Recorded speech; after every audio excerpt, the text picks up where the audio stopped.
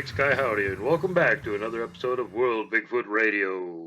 Once again, we are talking about things that happened in Montana. As I mentioned last time, if we found anything on our little trek up to the Skulkaho Pass, I'd do a show about it. And yeah, we found tons of stuff while we were up there. So here we are doing the show about it. And it started out with there was four of us up there. And me and Michael went up there first, and Team 2 didn't get there until quite significantly later. So we're going to start out the show once again talking to Michael. But before we get into that, I want to give you guys all a little heads up here that there's going to be World Bigfoot Radio swag available very soon. All kinds of stuff, all cool designs, different colors, different varieties of fashionable wear and mugs and all sorts of other stuff. So look forward to that coming up here real soon, probably before the end of the month. And with that, let's get back to our first guest today, which is Michael Matt. Welcome back, Michael. Hey, Duke. It's an honor to be back again. And I was finally get up to go to the Skalkaho with you. And it was amazing. A little bit different than Coloma, but amazing nonetheless. Yeah, we actually didn't spend much time in the pass itself. We went up to the Lost Valley up there, which is a circular depression in the middle of the mountain range, about 6 miles across, that has forests and water and little streams and rivulets and stuff all over the place in there, little wet meadows and lots of elk, lots of deer, lots of tree structures, lots of Bigfoot tracks.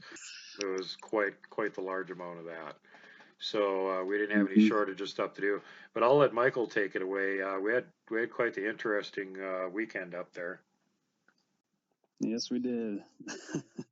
So yeah, we drove up there, the narrow pass going through the Skalkaho, and take the turn off, and we were road squatching along the way. Once we got past the steep cliffs, we found a few tree structures, and like, all right, well, let's just stop and check this out, and go down the little ditch there. And I think the first thing we found was a tree arch that you noticed while I was driving, and we only could see it from like the right angle, going the right direction. Because I remember you like, hey, there's one over here. And I'm like, what? I don't see it.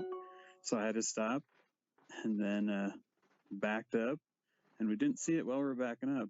But then went forward a little bit, and there it was. So we're like, hey, let's get out and check it out. So we, climbed down the little bit of a hill there, and walked over. There was a little bit of a creek, if I remember right. Right. So here we found this, just slowly driving along the road. Duke's the one that spotted it. And the base of the arch was kind of woven in between two other trees, and goes up and over the little bit of a little creek or whatever. And the tip of the tree actually was buried in the mud on the other bank. And it's like, well, trees don't just bury their own head in the dirt. Yeah. So I remember it's like I had to take a picture of this, and I think I even made a little video of it. There's Duke. But we've got the base over here. The base of the trees comes up, and it is stuck into the ground. So, I mean, I don't think that happens naturally. Do you, Duke? No, that's some special talent right there. Yeah, that tree decided to bend itself into a nice perfect arch and stick its top into the ground, obviously. Yep, that's the only answer that's possible. I was like, this doesn't just happen naturally. It doesn't just weave itself around some other trees, bend over, and bury itself.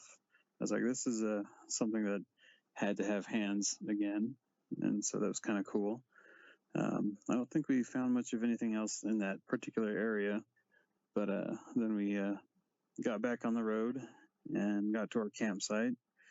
And then we set up tent we found out your poles weren't actually in with your tent stuff, so we had to, we had to share the tent. Luckily, it was big enough for both. Yeah, you have a giant tent. We could have put everybody there and still had room. Yeah, yeah.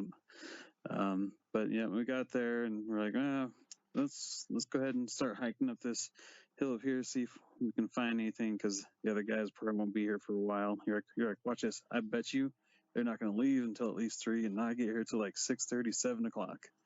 And I mean, that's about the time that they actually showed up. So. I'm a prophet. I have amazing powers of prediction. No, I just know what they're usually like, so I figured, yeah. If they say they're going to be here at like 2 or 3, it'll actually be like 6 or 7 when they show up. Fashionably. Well, the nice thing is, like you were saying, we got there early enough that we got the whole day in, while the weather was actually still fairly decent, and there was sunlight. Running around and checking out those hillsides. We went out past where the boulder stack was that I had found a couple years previously, and there was like quite the obvious trail going past it. I'm sure Michael noticed that. And we just kind of followed it there. And I mean, this almost looked like something that it was so beaten down looking. It was almost like horses or cows or something had been using it, but there was no sign of either one.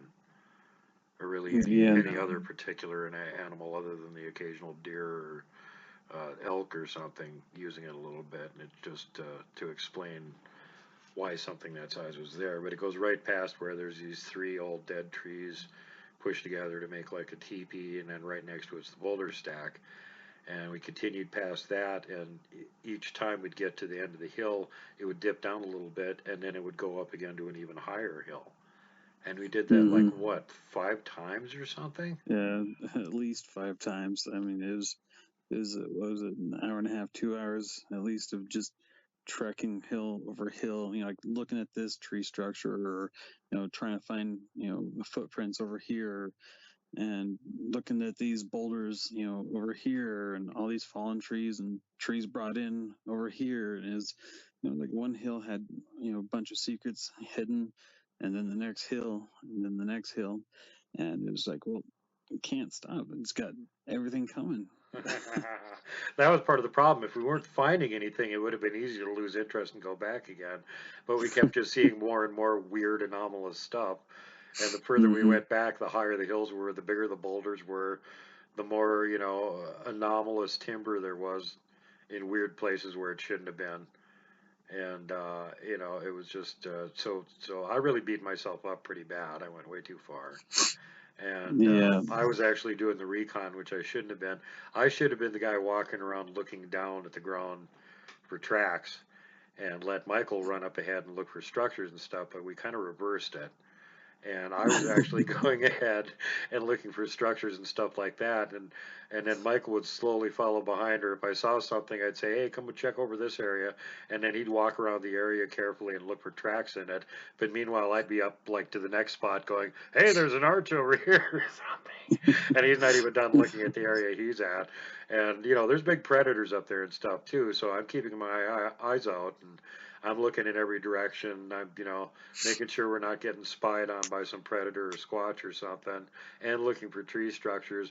And then every so often I lose track where Michael is, and I have to double back and go, where do you want to drop to? And it's not like that easy, because these are really tall hills and there's huge boulders. We could potentially be like 40, 50 feet away from each other and not see each other because there's a big ass boulder in between. Yeah, and as for the most part, trying to be pretty quiet. I mean, as I trying to take pictures of this, and like I said, I took a few videos, but it was mainly just pictures, and I was scouting for any tracks, whether it be a foot or handprint or knuckles, and of course I was documenting a lot of the arches and some of the almost teepee looking structures, and of course I have some tree breaks, and I ended up measuring those and trying to measure some of the tracks. As I'm going out squatching, I'm trying to progress and develop my my squatching tactics. That way I can document more. And instead of just like, oh, look at how big this is, and put my foot next to it. It's like, well, okay, we'll get my measuring tape out. Okay, it's 18 inches. It's a hefty boy. And just kind of going from there. But yeah, you were up ahead and scouting things out, and I was just kind of tagging along, kind of like a bloodhound, just trying to sniff out the potential targets. Yeah, and finding tracks and documenting them. I should mention that when we left camp, we made camp, we walked across the road. There's sort of a wide spot in the road there. And when you get across it, you cut to your left a little bit, go down into this little sort of depression, and then there's like a little ditch there about 2 feet across with water flowing through it. You step across that, go to the other side of the depression about 5-6 feet, and then you're back up on the same level you were to start with. And that's where there's like an old, really ancient roadbed unused for who knows how long. And right as you come around that corner, there's a nice, perfect 18-inch track. Michael finds that right away. I'm like, hey, look, we're on the trail. Obviously, we're in the right place. And where does this go to? It goes to that weird animal trail that goes right past the boulder stack and that tripod that's next to it. So again, it's like it's some kind of a route that they're using. But we found all kinds of weird stuff out on top of the hilltops, and one thing that I had Michael come check out is where I had found like another weird stockade sort of structure, like me and Bear had found a couple months earlier when we were up there and had walked off in a different direction from camp, went a few hilltops over, and on top of a really tall one, there was these, the top of the hill was really bare, and there was 5 or 6. I think it was 5 big boulders, pretty much equidistant from each other, and they all had fallen, trees and stuff piled in between them. And from below you couldn't really tell, but when you got up close, you could go like, wait, this isn't natural. These things didn't fall here. What did this? And so if you were up there on the top of it, you'd have plenty of time to bail and go out the other side before anybody would get wise and be able to make their way through all of these impediments to get up on top of the hill and look at it. And as we were going along that day, lo and behold, here's another one that I find that looks very similar. And this one, rather than having a bunch of the bigger boulders, it had some boulders, but it was more just like this incredible tangle of fallen timber, and it was all sort of spread out away from the circle. You can actually see it on Google Earth. It almost looks like kind of a teepee or something from space. But when you get down there and you look at it, it's all these pieces of timber all laying away from the central axis point, and that whole point in the middle is all cleared out. All right, we're on top of a hill here. Giant boulders, fallen trees. Some we found with ends that lead to nothing, which would lead us to believe that they were brought here. Not from here. Oh, there's Duke. I found the Duke. Nobody believes in him, but there he is. Yeah, it was quite the tangle of lumber. I mean, I think I took a small video of like just spinning around in there, and there's several of those trees that were brought in. They didn't fall there, and so it's like, well, bears don't drag trees up here and just place them in a strategic spot. There's nothing out there in the natural realm that does this. It has to be something with opposable thumbs, hands, a higher intellect, and a strategic, mind. And it was just a big jumble of trees in it. I mean, it took us a little while just to get through it. But something like a Sasquatch would just be able to leap, over the trees like they're nothing. Yeah. Yeah, it's, some of that stuff is like, unless you had a team of horses or heavy equipment, you weren't moving it around. And in the places that we found it, it was so improbable that humans would waste the time and effort moving this stuff into such weird places and just leaving it lying there. If they were going to make any use of it, they'd move it closer to where the trails were, not further away from them on top of a hill. And humans would probably, put them in stacks, in rows. Yeah. Some form of organization that we as humans would categorize it in, whereas these, like I said, they were just kind of crisscross this way, angled up here, and it was just a tangled mess, like a gymnasium kind of thing. All right, so we got this rock structure here, or just a bunch of big boulders with obviously moved in trees. Here's this one I took a picture of. There's no base for it. Oh, there's the Duke Squatch. There's another one. Here's another one. No base for it. Where'd that come from? That's a good, what, 25, 30 feet? Yeah.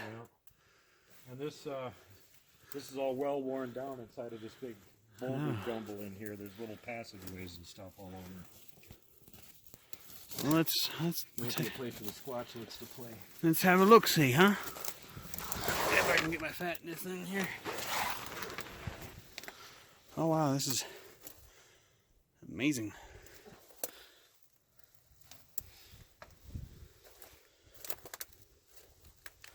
Oh, let me see here.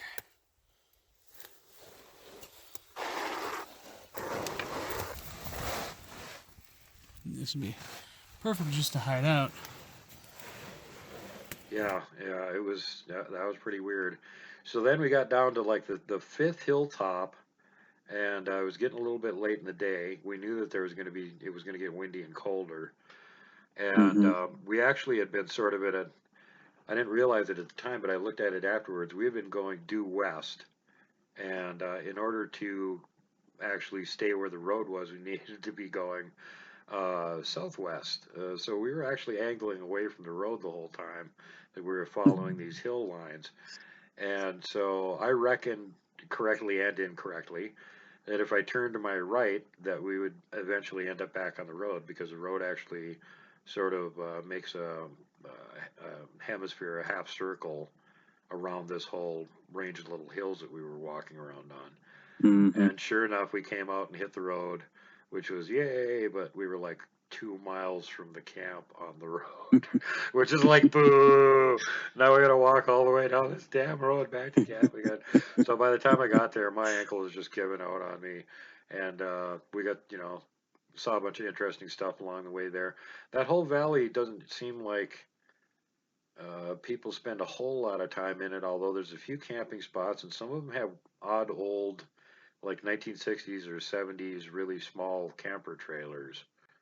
Yeah, I saw a few of those. Yeah, kind of sitting there with not necessarily a vehicle anywhere around them or anything. So that was kind of a little bit strange.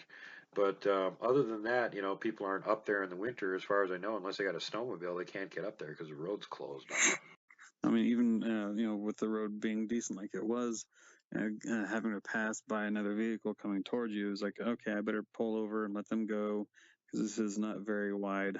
You never know if the cliff side's going to just give out. Yeah, and it's only like a 200 or 300 foot fall, so nothing to worry about. You won't feel it. Yeah, the trees there are really tall, and they'll grow on really, really steep hillsides. And so when it gets scary is when you're driving along and all of a sudden you can't see the treetops on the cliffside anymore, because it's so steep that the tops of the trees are below your viewpoint. And it's like, oh god, now don't go off this part right here. There's not even any trees to catch us. Right. I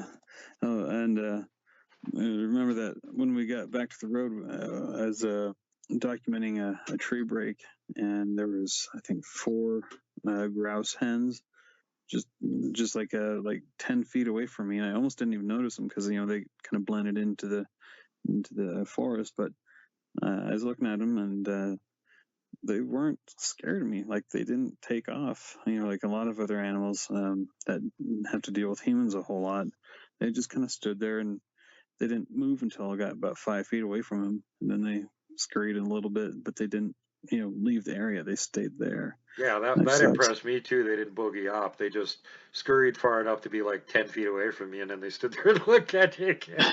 Like, clearly they don't know what humans are. There's not very many humans in this area. They didn't know if I was a threat or not, but since I wasn't making any aggressive moves or anything towards them, they're just whatever. They're just kind of nonchalant, just doing their thing. Yeah, I forgot about that part. That was humorous. I was on the way back, and then we finally got back to camp, and that's about when it started getting windy. We had a huge windstorm from 5 until midnight, 30 to 50 mile an hour gusts, and it was already like, it was in the mid 40s in the afternoon, but by the time the windstorm started up, it had dropped into the upper 30s, and I think it was about 35 during most of it. So it was pretty cold. And again, we still had a burning ban on, so we couldn't have a campfire. God. So, yeah, right about the time that fun started, guess who showed up? Well, I was gonna say before Jeff and Travis showed up, we got in the car to go road squatching again because they still hadn't showed up yet, and so we went back onto the main road and started heading up towards, was it Phillipsburg? Yeah, that's right. I forgot about that. That's when we went down to the other end of the valley. Yeah, go ahead. Yeah, and so we got into the car and started, road squatching down there, and I was hoping that that the other guys would, finally show up by the time we got back. But we went down there, and the road kind of goes alongside the river, and we found a couple big X's farther down the road. And I mean, you're like, whoa, hold on, there's a big X right there. I see it, and I'm like, holy crap, I do. And so I took a picture or two, and I was like, I think there's another one just right over there, and it's probably like 150 feet away, 50 yards. Yeah. And you could barely see it. You can see it on the picture, though. If you look carefully, you can Yeah. see that giant X back in the trees behind where the trees are. And there's these two things like 150 feet apart from each other, and they're like maybe, a quarter mile downriver from where the Williams X used to be. Yeah, then I mean the first one was pretty obvious, and the other one, like I said, it was kind of behind the trees, but you can see it in the picture. And I was like, I just want to cross the river and go exploring, and it's mid-30s, at that point, and the mountain stream would have just been way too cold to try and traverse through. Oh yeah, I mean that was the whole thing. You couldn't warm up afterwards because we didn't have a Nope. campfire to dry out with or anything like that. And it's going to get colder, and now we're having a windstorm. And no, you're not going to risk hypothermia and die just so you can go see if it's an actual. It's pretty obvious that it is, and we'll go back there and prove it.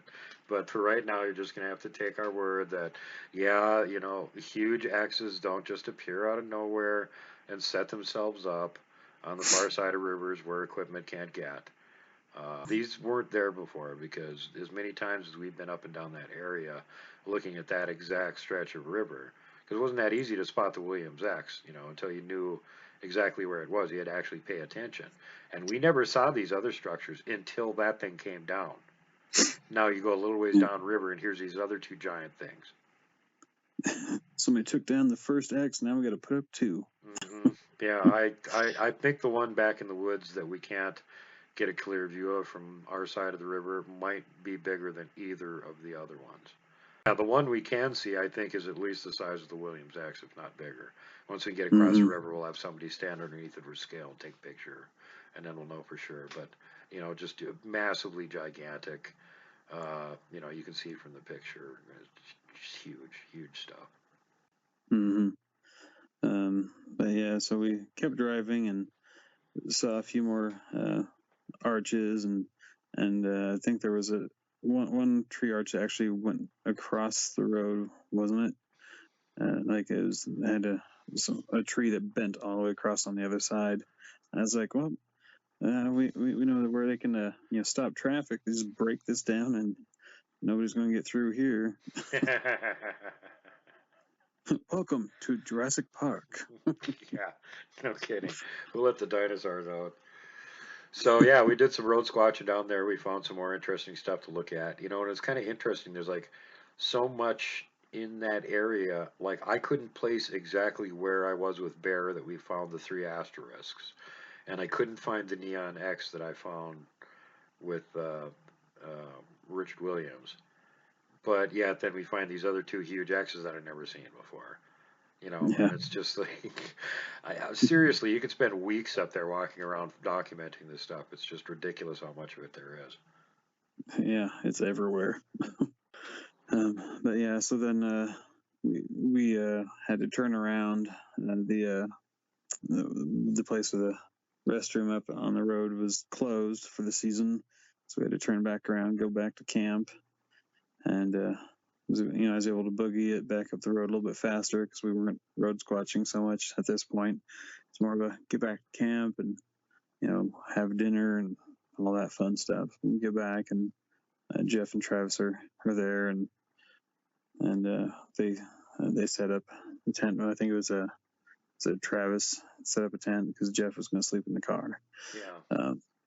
Yeah. So then we just kind of talked for a bit, and we kept having to get back in our corresponding vehicles to warm up because that wind just kept coming, and it was getting down in the lower 30s, I think. Yeah, it was, about 35, I think, most of the time while that was going on. But keep in mind, we're standing outside. There's no campfire. We're standing right in the wind, getting, blasted with this Arctic wind, just going, this kind of sucks. I hope this doesn't keep going that much longer because it's kind of sucking right now.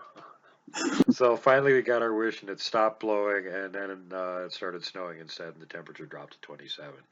So that was like right around the time I think if I remember right, that when we decided to just kind of give up and let's go hit the tents and get some sleep and get up and go at it in the morning. Yeah, and I think it was basically almost as soon as everybody was in their own tents and their own beds or whatever. I think there was a wood knock or two off in the distance. I don't know. Did you hear the knock? I don't remember. Oh yeah, I sure did. It was good and loud. As a matter of fact, Jeff heard it inside of his vehicle. So yeah, it was plenty loud. And there's still wind going on. There's snow falling, and you hear this really obvious, huge, wood knock, echoing across the valley. Yeah, it was pretty obvious. Yeah, and I think it was Travis. He's like, "Did you guys hear that? It was wood knock." I was like, "Yep, I heard it." Yeah, we heard it. Over the falling snow and the wind still blowing. Yeah, we heard it. And then a little bit later, there was a knock coming from the other side of the river on the opposite side of the camp where the first knock had come from. And then I think I was hearing at first it sounded like continuous like wood knocks, but as I was listening closer and closer, I think it was just Travis's breathing in and out. It was kind of a weird sound, and it almost sounded like like a far off distance knock on wood, and with a little reverberating echo, trailing it. But then I was listening, and I was like, no, that's not a tree knock. I think that's Travis.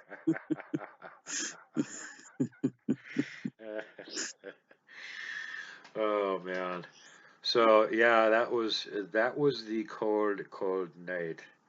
And we got up in the morning and we decided to go do some more road squatching, only this time we went into the Lost Valley and went down to the south end of it, which I had already seen from Google Earth. It had been burned off in a fire sometime previous, so we didn't bother going all the way to the very far end of it, but we went up to about the edge of the burn zone and then came back again. And while we were on our way there, one of the things, and we kept seeing stuff from the road and stopping and looking at it, but the one that catches my attention, that again, the wood knock thing, here we are, we're driving along, I'm on the passenger side, so I'm looking out the the right hand side, and there's this like meadow down below us with, long light brown grass about 2-3 feet tall and all the trees and everything in it, and all of a sudden there's like 4 or 5 arches and an X structure and a triangle sticking up right in one spot. And I'm like, okay, stop. There's something going on here. You go check that side of the road. So you went over and took pictures on the other side of the road first. And I went and walked down the embankment. And I no sooner did I get down there than off on my right-hand side, I hear this huge wood knock. And I mean, it's like eerie still. Boop, here's this wood knock. And coming from my right-hand side, running up the valley to my left, here's an elk. And just running as fast as he can go. And I just started chuckling and went, yeah, no signs of Bigfoot in this valley. I think you had seen your structures on your side, and on the opposite side, on my side, I noticed some structures as well, a couple tree bends right next to each other. There's a couple arches.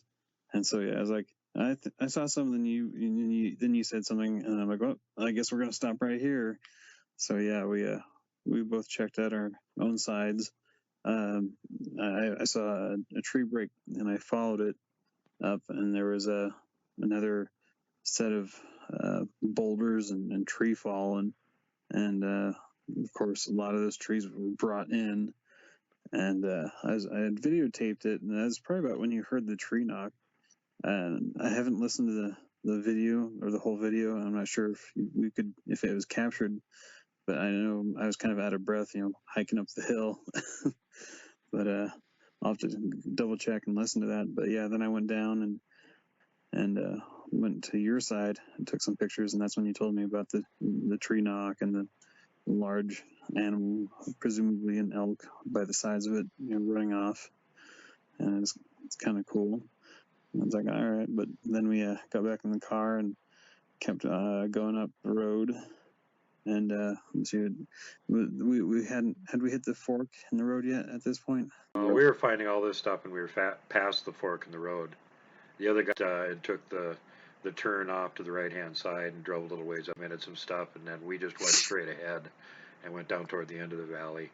And yeah, when we were, I think it was on our way down there still, you were on the uphill side and you noticed some like gigantic stuff up there, and then a bunch of other stuff, and you climbed up and filmed all that. Yeah, and that hill was all covered in moss, so I was trying to see if I could find any footprints, and I think I had found one where you could clearly see the toes, digging into the soft earth and the moss. And yeah, I took a few pictures of the X, and it was really beautiful up there. It's like, it was just lush, and you couldn't tell that it was already turning into autumn and fall, because it was still just so green and beautiful. Yeah. And it just snowed the night before, and it still looks like a friggin' Jurassic Park rainforest. Yeah, it was gorgeous, and I wanted to go exploring up there some more, but figured we had to get heading back on the road and see what else we could find before we had to turn back. So I decided to come back down the hill and meet you at the car. Yeah, that's part of the recon missions. You go find some really cool spot, just like, get a little documentation of it, go find the next one, and then decide which ones you want to come back and spend more time looking at. And usually while you're on your way there, you notice something you missed the last time, and you spend all your time looking at that one and forget about the one that you're there to look at. So oh my God. So yeah, we finally got back, and apparently while we were gone, they finished road squatching. They came back and parked, and as soon as they parked, they heard more than one wood knock and some weird vocalizations. And that drew their attention to go wander off into the woods without letting us know where they were. So then, sometime later, we showed up and saw their vacant vehicle parked back at the campsite. And so we pulled over and waited for them, and you played to the didgeridoo and made some loud noises that they recognized as like not being normal animals, and so it drew them back toward the vehicle again. Yep. And I remember, when I was doing that, then Jeff responded back with his tongue click that makes a big loud knocking noise. It's like, oh, they're way up here on this hill. Yeah, that's Jeff way up there. Yeah, and you'll get to see all the pictures of the cool stuff they found in their video here coming up in the later part of the show. But we didn't have anything come in to the campsite really close. Like I said, there was just a few wood knocks. They were a bit off in the distance, but it wasn't like Coloma where they were really bold and brazen and just came in and were trampling around the campsite. Yeah, if they feel nice, they'll just walk next to your tent. If they're ornery, they'll shake it. God, I hope that never happens again. I thought once was too much for that, and I've had it happen to me twice. I don't want number 3. If it happens again, hopefully, it's in my big tent, and you don't have to be in that tiny little thing. Like when I saw that up there in Coloma, I was like, "Are you kidding me? That thing's barely big enough to hold you. I mean, you're just a burrito." Ready for the taking. Yeah, but it's so low to the ground, it takes like effort to bend over that far and pick me up. So, that's why I made this tent lower. The last one I had when I was there was too easy. They could just like barely lean over and they could reach the top of it to shake it. So I wanted to make sure this one was like really short. More difficult for him to reach down and shake the top of it. No, my old tent died, and I just got a smaller camo tent because I didn't want to lug as much stuff around with me all the time. That's why that one will like fit anywhere. I mean, you can put it in a thicket, in a hedge, whatever. It'll, however much space lay down is about how big the tent is, so it's tiny. When we got back to the camp the last time and met those guys before we took off for the day, everything had gotten a lot warmer and most of the snow had melted off. and all you could see of the camp that was evidence that we had been there was the octagon snow outline, and everything else was melted off. It was just that outline and the octagon outline in the snow there that had fallen down the tent. All right, brother. Well, thanks for coming on again, letting everybody know your perspective on our Skalkaho trip up to the Lost Valley. And with that, we're going to bring on Jeff, who is with group number 2, Jeff and Travis, and we're going to let him tell us his perspective on what it was like when he showed up there right at the beginning of the windstorm and what happened from there. So take it away, Jeff. Okay, yeah, so, yeah, right when we got there, it started to get really cold, and it got colder and colder, obviously, as the night went on. I think the low that night was 28, 27, yeah. So, yeah, I got really cold, and, And snowed on us. yep, it's snowing at like 3 in the morning or something like that.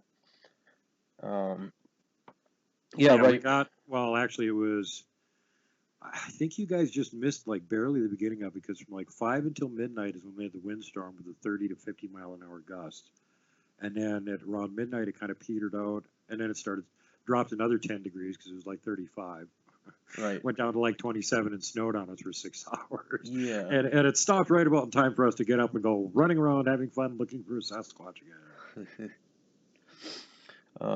Yeah, I stayed the night in my car, and I had my windows kind of rolled down a little bit and had the recording going. I didn't really hear too much in the recording this time through. I'm gonna do another run through and see if I can hear anything peculiar. But Well, you were inside of a vehicle too, though, so it would have had to have been hella loud for it would have been decently loud, yeah. Did you actually hear? I mean, I don't think the thing picked it up, but did you hear the wood knock that happened like shortly after we all decided to go to bed? I did, yeah. I did hear that. Yeah, me and Michael were both still awake, like trying to snuggle up into multiple sleeping bags that we each had on each side of the tent, and just started to get comfortable, and all of a sudden there was this whack, really obvious, and I'm like, well, there's the wood knock, and he just goes, yep. Yep. All's clear. Humans are in their tents. Yeah, so it was a very, very cold night. I had to turn on my car and pump the heater a few times throughout the night. Let's see, I'm trying to think. Yeah, I think we all got up around like 7 or 8 because there were angry squirrels, upset that we were camping there, making a whole bunch of racket. Yeah, and unfortunately, the night before we had just enough wind and enough snow coming down that it was making constant noise, so they could have like literally walked right into camp and we wouldn't have heard it. Yeah. In the morning, their tracks would have been covered with snow. So Right. So yeah, we got up pretty early, and Travis walked around and took a few pictures of the campsite and just kind of around the campsite. I grabbed a few after we had already packed up the tents, and you could see just the bare spots where the snow didn't hit because our tents were laying over it. That looked pretty cool. Yeah, at the end of the show, we got a picture of on the way back. We stopped and took one last picture of the campsite. And by then, all the snow had melted, except just the outline around where the big octagon tent had been. Right. So that was all that was left. Yeah.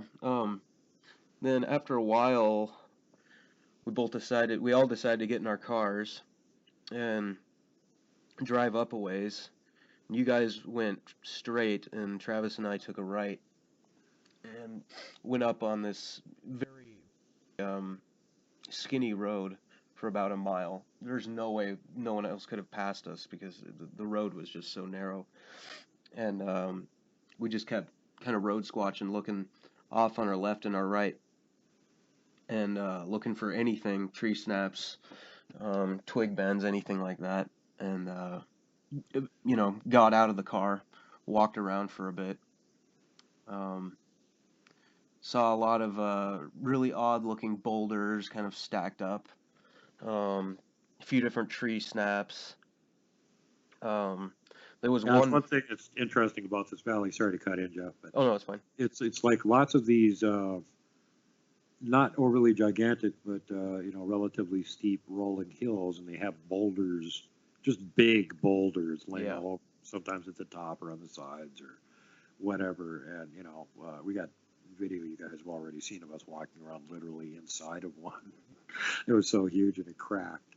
But that's typically what the terrain looked like around there, just like a lot of, big boulders and trees and suspicious looking things that probably weren't made by nature. Yeah, yeah, yeah. We saw a lot of oddly placed boulders up there, and a lot of let's see, like it looked like giant trees just popped off and laid upside down over the top of a boulder or whatnot.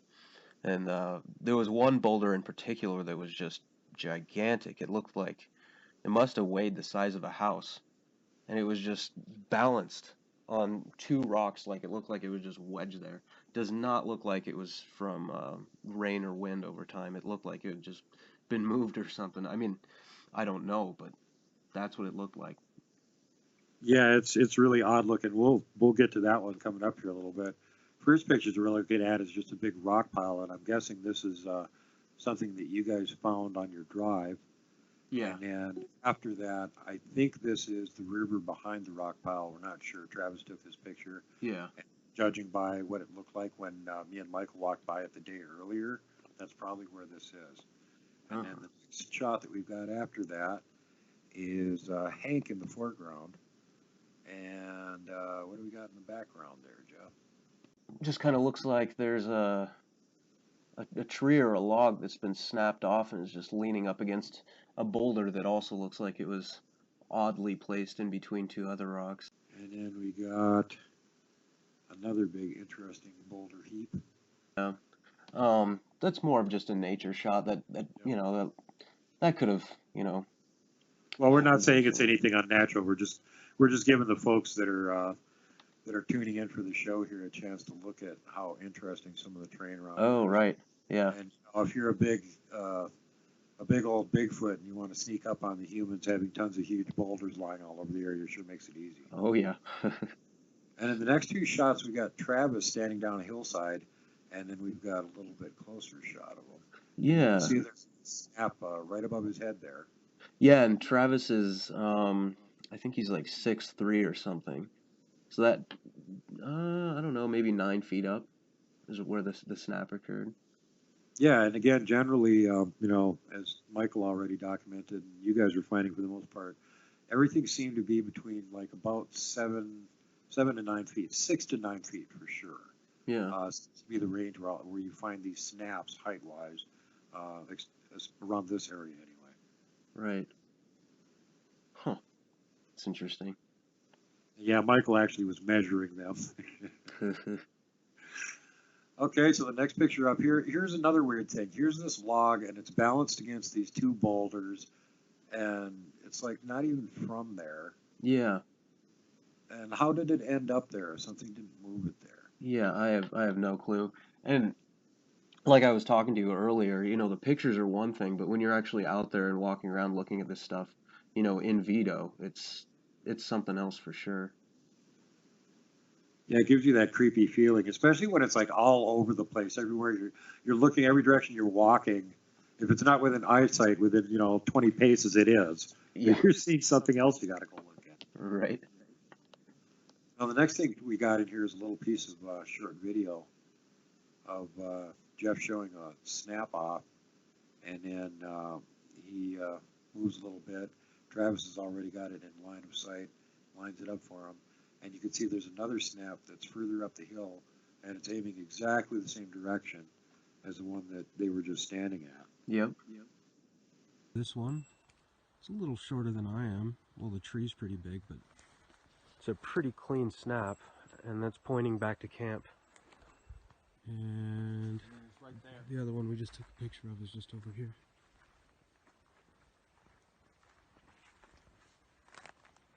Wait, I don't see it now. Stand right here. Yeah. Oh, yeah. And again, you've got you can see there's tons of timber all over the place in here. If this was like a storm or something that did this, why didn't all the rest of this stuff break? Right. There's a lot of spindly stuff in there that should have went first. And just these two trees Like, how far apart do you think they are, Jeff? 100 feet, 150 feet? Yeah, that sounds about right. And, both snapped off, obviously green, no reason for them to be broken, and they're both pointing the same direction. Yep. How did you guys stumble on that? Did you spot both of them at the same time, or? No, not at all. We just kind of hiked and eventually ran into them. There wasn't any method whatsoever. We just kind of walked around and like, oh, this looks odd. So this is out in the process of road squatching, right? You're Yeah. still not back in your camp yet here. This one I believe we circled around a little bit, and then came up around the side of another mountain. So we're closer to camp, but then eventually we get back in the car and come back. Okay. Yeah, because this picture, part of the video here toward the end, it almost looks like there's like some other structures in between where the two snaps are. Right. Yeah. Unfortunately, I can't play the video right now, or it's going to come through the audio. Yeah. No, I'm going over it here in the background, taking a look. Okay. Cool. And the next thing we got up here is, again, really great. Glad these guys did this. They got a little bit of video of a tree X structure that they found. Yeah, this thing was huge, and you can see in the video I kind of look down at the ground to show that, this is not where this log came from. I look around, you can tell there's no stump around, and these logs / trees are just gigantic. I'm not even exactly sure how big they are, but I pan upwards and you can see how far off they go. And yeah, they're moved into place, jammed into the ground. And the other thing is, like, look at all the healthy trees around them. Mm-hmm. And these things they're old. They've got no branches on them. Most all the bark has been stripped off of them. They're exactly the same thickness. Yeah. So these aren't from here. Two different trees.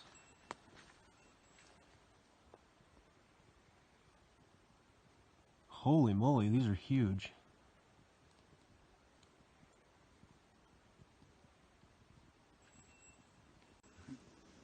Weird stuff. Yeah, really, really hard to account for and say nature did it. Yeah. And who are all these weird Boy Scouts running around leaving X's all over the woods? That's who I want. Yeah. Well, you'd need a couple, maybe 10,000 Boy Scouts to lift one of those, so. Yeah, we found some other huge X structures during the course of this the weekend up there. They're all over the place up there. Yeah. Yeah, Mike showed me a few pictures. The next thing that we've got is a video of it looks like a tree sort of fallen over onto something, and Travis is standing there taking a picture of it. Yeah, it just looked a little bit unusual. I don't know. And I kind of wanted to pan around a little bit too, just so you can kind of see what the area looks like, because we were pretty far out there. And yeah, this is pretty much typical of what the whole area looked like. It was just, standing timber, big tangles of boulders all over the place. Yeah, and if you look at this video, past the tree that's fallen down, there's a giant field down there that's just completely open. At first we decided to go there for a little bit, and then it just ended up being essentially a swamp. So we turned back. We didn't want to go through there.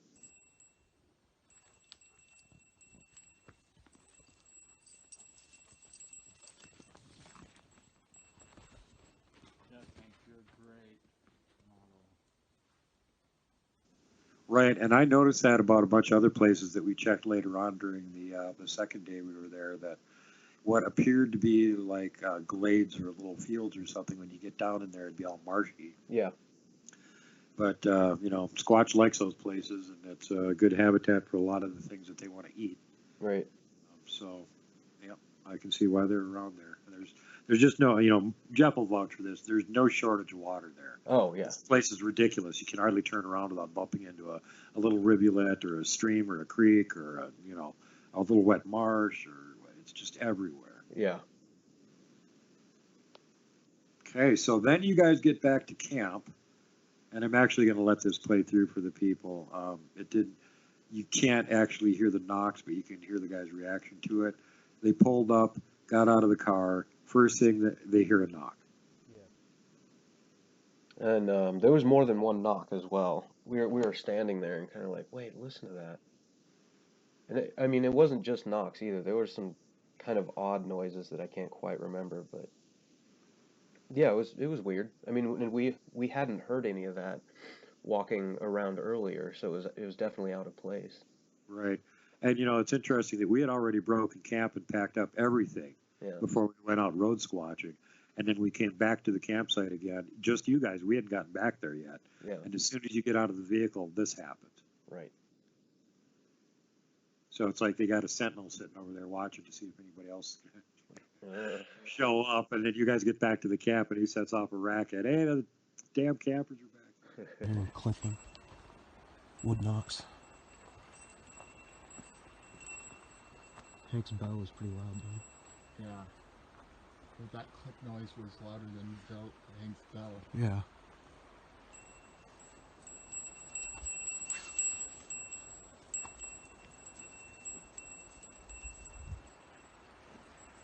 I wonder whatever it is can hear Hank's bell. Probably.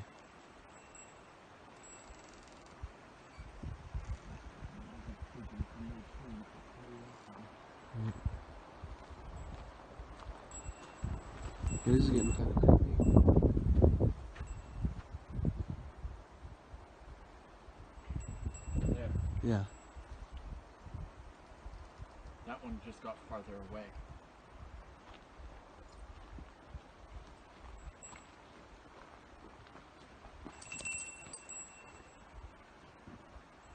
There's no tree. No. Yeah, there's something big over there.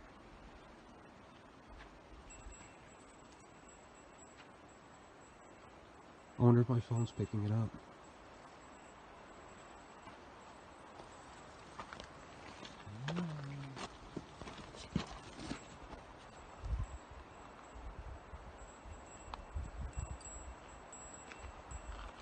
Hank, don't go that way. Come on, dude. What the hell was that noise? Hank! Hank! You know your light's on? Yeah.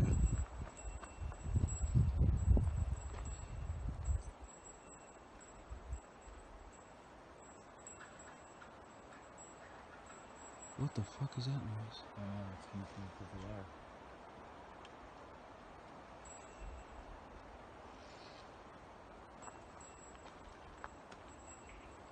There. Yeah. There. Is that a bird?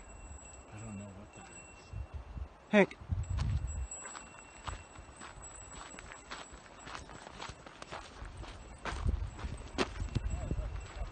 Yeah. Hank.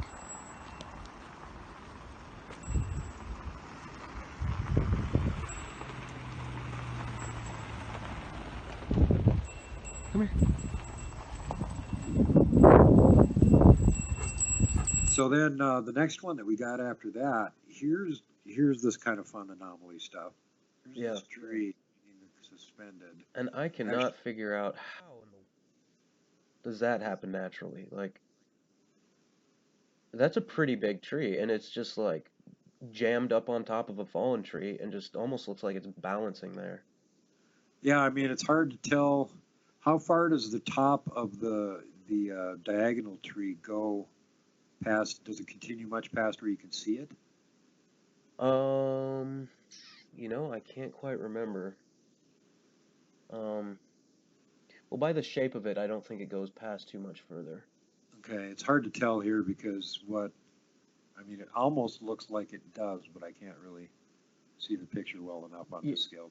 Yeah, I mean, it does go off the screen for sure. You can see it goes past a couple trees, and it keeps going all the way. Okay, yeah, you're right. So actually, the first time I saw it, what I thought is that as it fell, the top of it snapped off, and that was caught in those trees. Oh, nope. It fell past it, but that doesn't look like that's what happened either. And was there a stump there? Nope, no stump.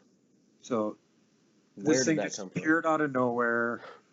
It's crammed between all these other trees, and then there's this other, yeah. Yeah. Okay. Yep. pretty bewildering. Yeah. Even if that was the top of it, how the hell did the rest of the tree get there then? No clue. How far off the ground was the bottom of it? It goes off the side of the picture. You can't really tell.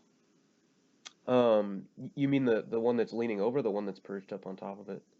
No, the one that's like diagonal. Oh. Off the left-hand side, it just it kind of dead ends there. You can't see it. Where they meet, I'd say it's about 7 feet. Probably off in the distance, it's maybe like 15 feet off the ground. Good Lord. Yeah. And it almost looks like there's an X structure right behind it too. Really? You might want to take a look at that one again. Okay. Oh yeah, So- wait, I see that. Huh. Yeah, yeah. So yeah, we got two cool pictures of that. The second one, you can see the upper part hanging weirdly above it. Yeah. And then there's something on the ground here. It almost looks like you got part of that X structure in the background again.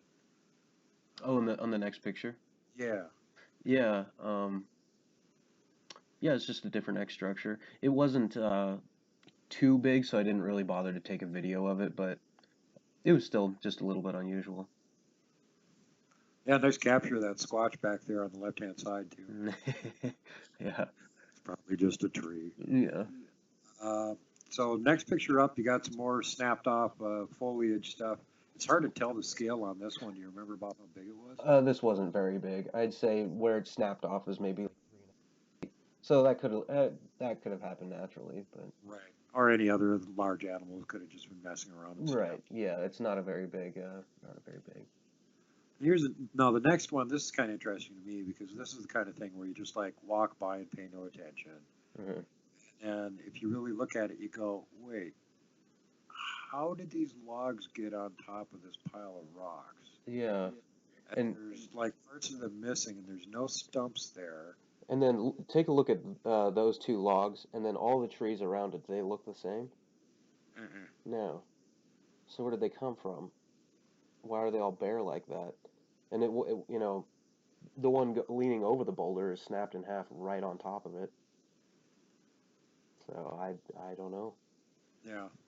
Yeah, again, it's like, if you look at the one, theoretically, the thicker side of the tree should be the one is where it snapped off originally.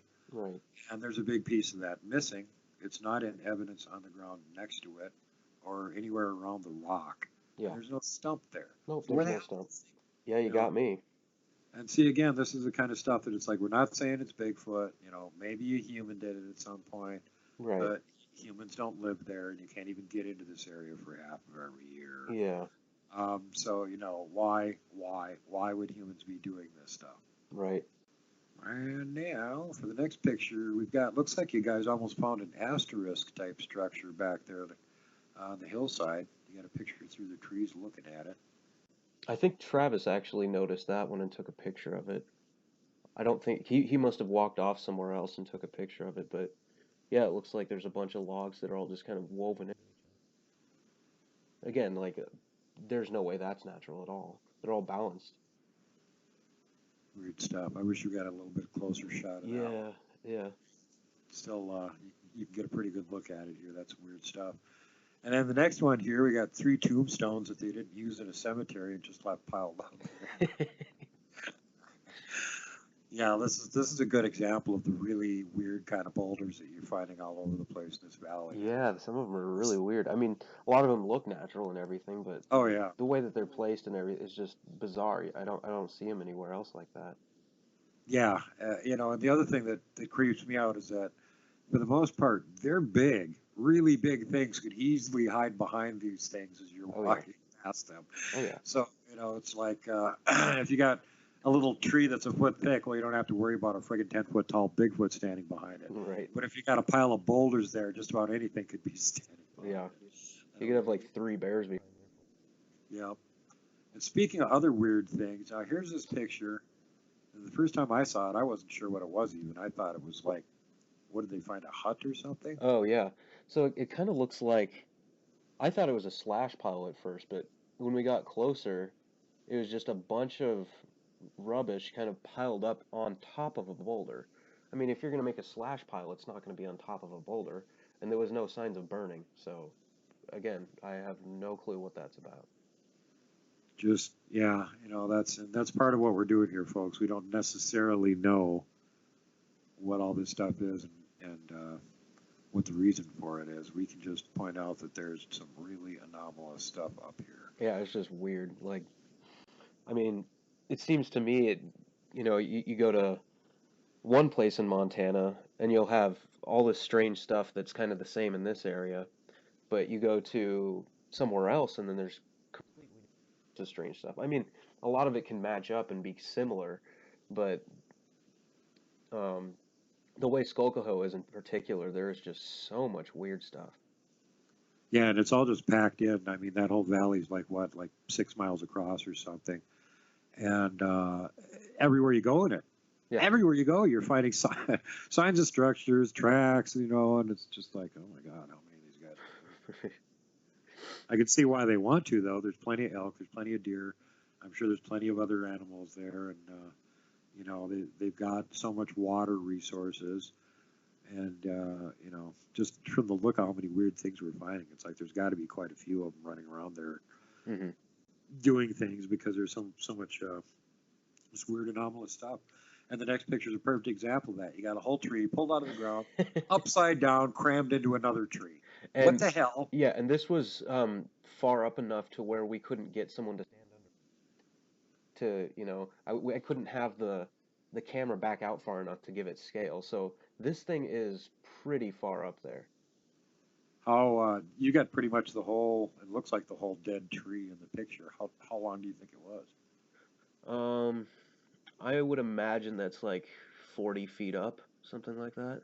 Jesus, yeah. Yeah. So, how does a tree rip itself out of the ground and upside down into another tree and get caught there? Yeah. And it's dead. It's a completely different tree. I mean, that's obvious. Yeah. Well, yeah, no kidding. That's the thing. That's how you can see that from 100 yards away. Yeah. Hey, what's that brown spot over there? Why is it in the middle of that wall of green? Yeah, I think that's one of the better pictures that we took when we were up there, because that's just like completely mind-blowing and also very, sticks out like a sore thumb. Right on. This next one, this is again, you can see in the background there's a boulder and there's a big tree, and the top of the tree looks like it's been snapped or arched or something. Yeah. Yeah, I don't have a whole lot of comment on that, but it just looks a little weird. Yep, I agree. Yeah. But there you go, another glamour shot with somebody's finger in the side of it. And, Yeah. This again is just another scenery shot here. This is typical of what the area looks like. You've got your fallen timber and your big boulders and stuff all over the place. Just makes it really difficult to move anywhere fast. Yeah. Changing direction all the time. You can't straight line it to anything. And I don't know if I got very much picture or video, but there's some spots that are really, really steep too. So it's not easy to move around in these areas. Right. Yeah, you got to watch where you're putting your feet all the time. Mm-hmm. And then the next picture up here, we've got a video of Travis looking at a sort of a fallen tree going out over the hillside. And then we get to, let's see, that ends with Hank staring off into the distance of the wet marsh down there. Mm-hmm. And then we've got the ridiculously big boulder. Yeah. That's balanced, sort of. Yeah. That's just really weird looking. No, it's really bizarre, especially if you're there yourself and you can, walk around and look under it and stick your hand under it, which I only did for a split second because it's a little bit nerve-wracking. You think it's just gonna tumble over at any moment. Theoretically, I mean, you could almost say, well, a glacier moved it into place, but this is the middle of the mountain range where there's not supposed to have been any glaciers. Yeah. That's 7,000 feet. So, yeah, that just has me flabbergasted. I have no idea. Yeah, the bottom, and again, the thing is, well, if it was just part of a big rock that's been eroding and pieces have been falling off of it, where's the pieces that fell off the bottom? Yeah, exactly. Like, it looks worn underneath, but not on top. Like, that's not how erosion works with water or wind, so... No, exactly. No, and you can tell that in the picture, too. The underside of it looks different. Yeah. Just really weird. Weird, and it's here's another weirdness. Here's Jeff standing next to another huge tree break. Yeah, and that's, I mean, that looked like it took some force, you know. It doesn't, it looks almost like it was suddenly snapped. It doesn't look like it was kind of like slowly pushed over from wind. It looks like it was just clean break. Yeah. Again, it's like what breaks this one tree and doesn't break any of the ones around it. Yeah. How does that happen? Right. There's no road there. There's no heavy equipment there. I don't know what kind of normal animal can do something like that. Yeah, I don't even know. I don't even know if a bear could do that. I mean. No. Yeah. And let me answer that one. No, not with a tree that size. If a bear could do that with a tree that size, we got bears way bigger than they think that live in this state. Yeah, I mean, I don't know if you're standing right next to it. It looks like you're a few feet in front of it, actually. I'm pretty close to it. Are you Yeah. close? It's hard to tell from you can't see the very bottom of it where your feet are. But I mean, still, the thing looks like it's about 10 inches to a foot thick. Yeah. And obviously, it was fresh wood. It wasn't rotting or anything. Right. And it just snapped off. What does that? Oh yeah, we got you standing in front of a big old boulder heap again. Yep. This is just more examples of odd rocks laying around. Yeah. And you can just imagine what it's like when the whole area looks like this, and everything you're walking around, you have to be walking around these huge boulders and stuff, and something can be right on the other side of the boulder. Yeah. Well, and sometimes you even have to walk over the boulders too. Yeah, climb over them or climb through in between them or under them or Yeah. So the next shot, we got another tree snap down on a hillside. This looks like it was a steep one, which is probably why guys didn't go down there. Yeah. Yeah. Any idea how high up that one is? I think it's about 10 feet. Yeah, it looks to be a good size up there. Yeah.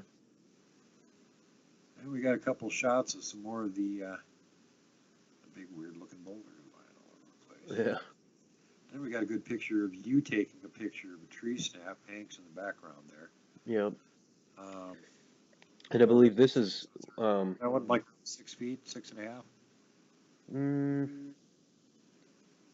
No, I'd say that's about 6 feet. Okay. But again, it looks like the tree's fresh green wood. It doesn't look like it was rotting or anything. Right. And I believe this is another one that was pointing directly at the campsite as well. Creepy. Yeah. Yeah, it's like they know where we camp or something. I remember this boulder pile. When I walked by it, I got that creepy feeling something was watching me. And if you look up in between the pine tree and the top of the boulder pile, there's like that black spot up there. Yeah. It's vaguely Bigfoot shaped. and for about a quarter of a second, it had me freaked out. And then I went, oh, that's just a shadow. Yeah. Yeah. Thank God it's nothing like that. Now, this next one, this is a good one here. Again, the tree is suspended in between some other trees, top end down, bottom end up. Looks to be like about 10 feet off the ground at least. At least, yeah. Maybe closer to 12 up to where the high point of the bottom end of the tree is up in the air. Yeah. And, so where's the stump? There wasn't one. We looked around. There was no stump. Okay. Yeah. And that's not normal. No, indeed, it is not. And then we got you guys. This is just more beauty shots of the weird alien looking landscape. Travis said it looks like Yoshi's head from Mario. So. Let's see. Were you guys back there when we showed up, or did we wait for you? I can't remember. You guys had to wait for us. We were still kind of that's right hiked way up in the mountains because we started hearing this noise. I'm like, what was that? And then as we got closer, we realized it was just Mike on the didgeridoo. But no, that really freaked us out for a bit because we were quite a ways off and we couldn't tell what it was. I bet it was yanking the chain on the Bigfoot around there too, going, "What the hell is making that?" Yeah. The other thing that he was doing with it is he can make a really impressive elephant trumpeting sound. Yeah. So, if you get reports from up in some hidden valley in the middle of the Sapphire Mountains that people are hearing woolly mammoths making noise up there, No, it's just the Bigfoot have copied Mike doing the elevator sound, and they're all having fun mimicking it. I would not put it past them. Well, considering they could do like Mack trucks and Harleys and Right. anything practically, they could make the sound of it.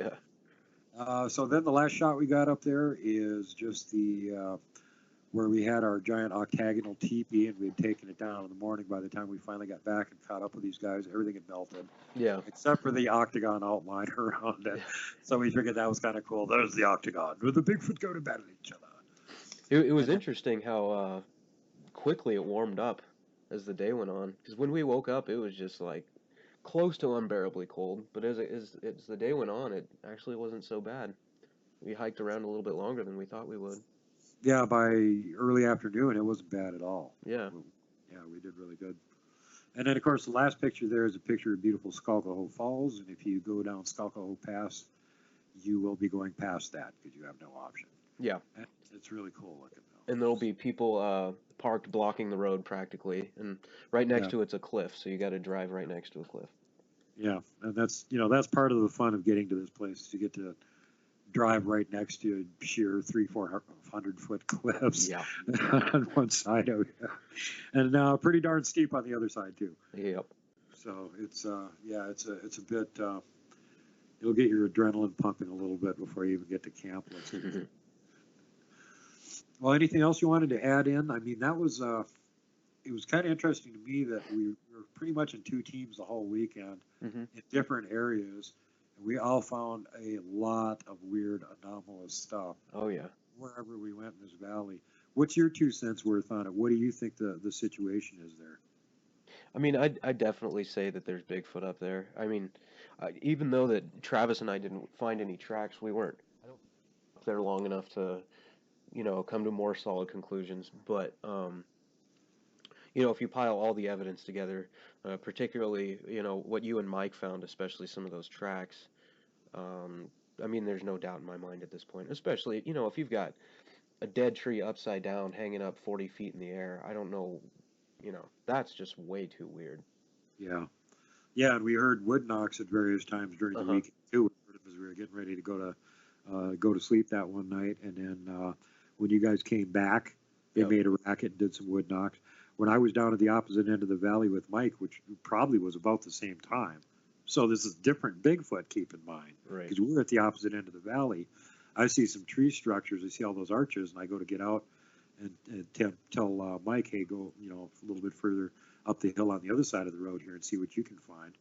And I take like 3-4 steps down into this little marshy, grassy bottoms area, and it's still. It's creepy. Yeah. And all of a sudden, I hear a really loud whack wood knock. Alrighty. Cool. Well, that concludes today's show. Thanks for being on it again, Jeff. I'm sure we'll have you on again in the future. For sure. And everybody else out there, I just want to say, be safe. Don't take any chances.